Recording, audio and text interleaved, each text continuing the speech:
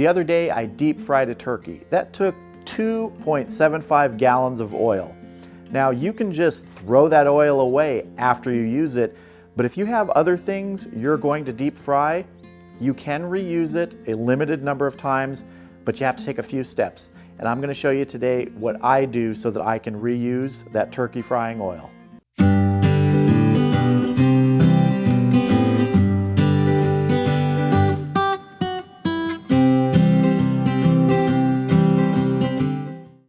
So here is my turkey fryer in my kitchen. I brought it inside from outside. I just find it's much easier to drain the oil in a controlled environment rather than outside with bugs and everything wanting to get at that tasty oil. I've removed the power unit that has the heating element from it and cleaned that off. That slides right into these little tracks built in on this plate. What we're going to be working with today is the spout, which allows you to drain the oil out. And there's a little extension that hooks onto that, so let's do that right now. So this is the little extension and it just comes out of here. Just set it aside for a second. And we want to remove this cap. You want to make sure, if you have something like this, that it is set in the closed position so it's perpendicular to the outflow. When you turn it this way, oil is going to come out. So we just want to remove this cap, which helps hold in any last minute drips. And then you just screw the extension drain on and just tighten it till it's sort of finger tight. So what I need to do is I need to slide this just a little further out towards the edge so this hangs over just a little bit, because we want this spout hanging off the counter, because this is going to be draining for the first filter into a stock pot. Let me show you that. So what I have here is a stock pot that's resting on a flat chair and it's positioned right under the drain spout. Resting on top of the stock pot is just a strainer with a pretty fine mesh, not super fine. You're just trying to catch sort of the big particulates in this first session of draining. There's going to be two involved in this. We may not get all the oil out in one session here. It'll probably overflow this pot, so we'll be doing this in 2 stages. Okay, so we're just going to start slowly here.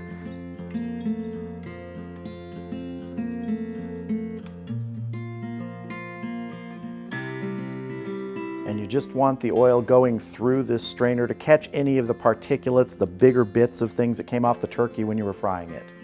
And it can take a while, so set aside, 20 or 30 minutes here. So if you can see in the strainer, there are a few little bits that it's catching, but this first pass is really only going to get the ones that come out in the flow. A lot of them will be stuck inside the frying vessel, and those you just clean out after the oil's been drained. And you want to keep an eye on your level in there. As it starts getting close to the bottom of that strainer, you're going to want to shut down the drain. This is pure peanut oil that we use to fry this turkey. And for 4 gallons, it was $35. So you can see why you'd want to be able to reuse it more than once. It's pretty pricey when you're frying a turkey in pure peanut oil or in other oils. Okay, we're going to turn it off now because this is a good amount to work with to move over to the next phase of the filtering. And we'll just let the last few drips come out of there before we move our stock pot away and take it over to the sink. So what we're going to be capturing this oil in the final filter is a 7.5 quart Cambro. I have 2 of these available. It's probably going to take more than one of them. We have somewhere between 2.5 gallons and 2.75 gallons of oil to recapture and filter here. Okay, so I have my stock pot, which is about 2/3 full of oil, in a sink next to a smaller sink that's holding the Cambro. Really what you want to do is you just want to have an area where if you drip a little oil, you're not going to be bothered by it. You can do it on the counter. You can do this outside. I've done it outside. This is just an easier way to do it. Now, what we're going to be using is a funnel with a coffee filter in it. That's it. But it would be kind of, a pain to have to hold this. So here's a simple thing you can do. Take a foil pan, you punch a hole in the bottom, you put your funnel there.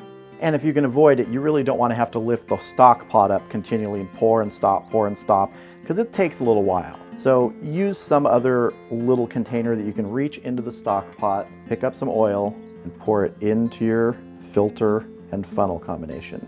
As you can see, this can take a while, but it is really important to filter this oil. You can also use a doubled up piece of cheesecloth as a filter. Now, if you're watching your oil drain through there and you're calculating and saying it will be done in 4.8 weeks, you may want to look at the oil and see how dirty is it. If you look at your oil that you've filtered out just through the strainer and you're not seeing a lot of particulates in there, it's actually looking kind of like just a darker version of peanut oil, there is a way you can speed up this stage of filtering as long as your oil is not exceedingly dirty.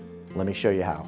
What you can do to speed up the process at this stage, if your oil is not that dirty, is just use a single layer of paper towel there.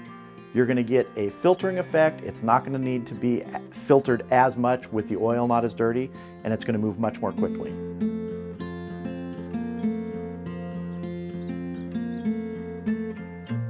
It is still not a super fast process, but that's not what you're going for here. You want clean oil. And you just keep adding oil because the more oil in there, the more pressure there is to push through that layer of paper towel.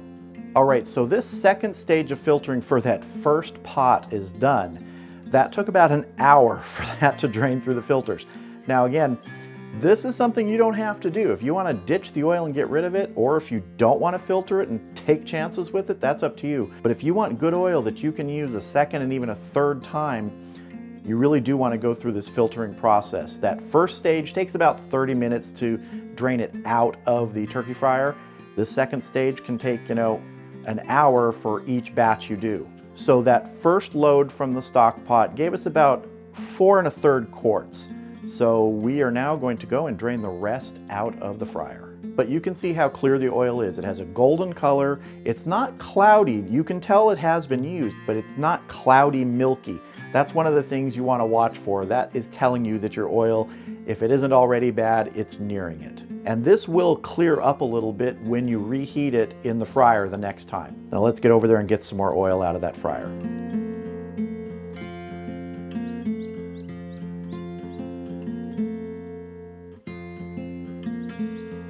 Now, if you really want to move things along, you can use a larger funnel or strainer lined with paper towels to have a larger surface area to pour the oil through. It moves much more quickly, and if you look in the oil there, you can see a few little black spots of particulate matter. The paper towels are easily going to catch that. So it looks like we ended up with about 5 quarts in this Cambro, which is good. So we recovered quite a bit of the oil. All of it's going to be reusable. It's extremely clear oil, clear with color. That's what it's going to have, sort of that amber color. But particulates have been filtered out. It's looking really good. Now it's time to get the lid on this and get it in the refrigerator.